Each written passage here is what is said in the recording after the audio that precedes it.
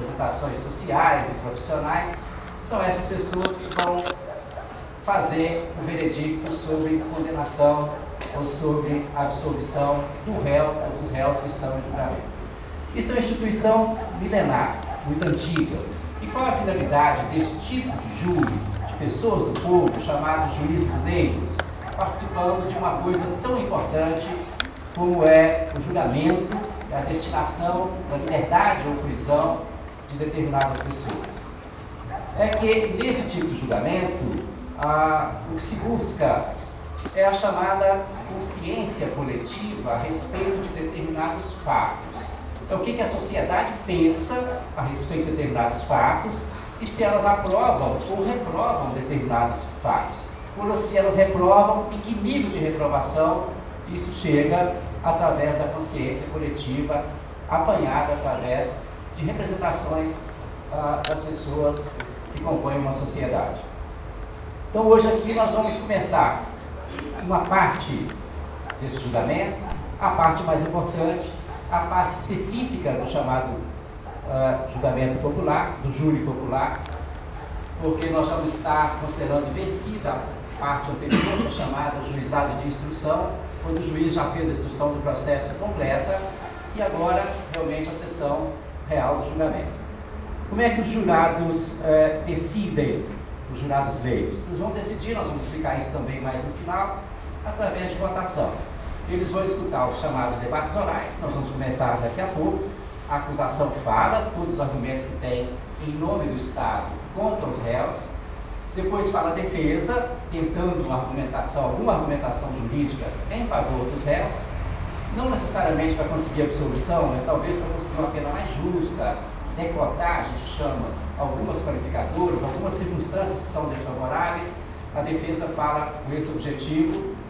E depois os jurados votam, através de quisitação que o juiz faz junto com a acusação e com a defesa, faz uma quisitação, umas perguntas, e os jurados respondem sim ou não. Nós vamos mostrar, inclusive, alguns exemplos dessas perguntas depois, para que se determine a situação jurídica do réu. Se vai ser condenado, se vai ser absolvido, se por crime simples, se por crime qualificado, se é mais grave, se tem alguma circunstância que pesa em favor do réu, algumas circunstâncias que possam desfavorecer.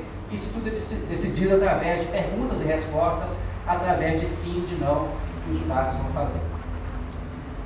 Os jurados são listados anualmente pelo Tribunal do Júri, um número grande de jurados, e eles são sorteados para compor determinada sessão, e a gente já está partindo do pressuposto que já foi feito o sorteio e que os jurados estão aqui presentes.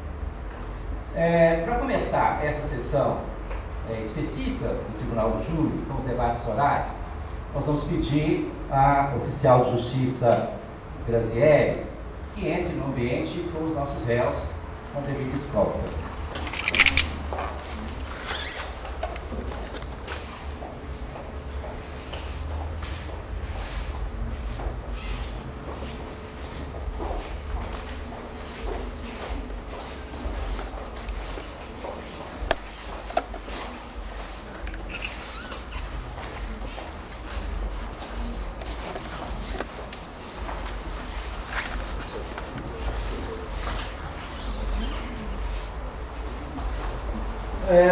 Antes de começar os debates orais, o juiz leu uma peça chamada Relatório do Processo. Esse relatório do processo, ele dá uma ideia do que foi o processo, o que contém dentro do processo, as partes mais importantes, as circunstâncias mais importantes.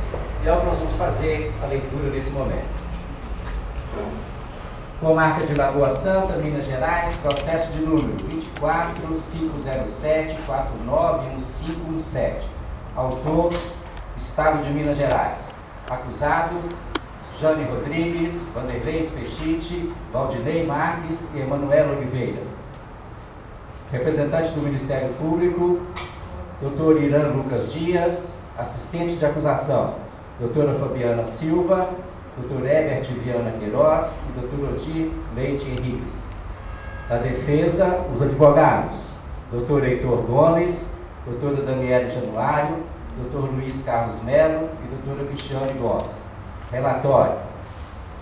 Entre os dias 5 e 15 de junho de 2007, na comarca de Lagoa Santa, zona rural, no interior de um dos túneis subterrâneos da chamada Gruta da Lapinha, 5 membros de uma sociedade espeleológica, Antônio Edmore, Jônio Rodrigues, Vanderlei Spechite, Valdinei Marques e Emanuela Oliveira, exploravam uma caverna quando alguns deslizamentos de terra e pedras vedaram a saída.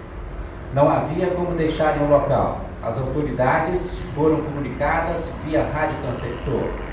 Resgate, Corpo de Bombeiros, Polícia Militar, sem que pudesse salvar os exploradores de imediato. Novos deslizamentos de terra e pedra ocorreram.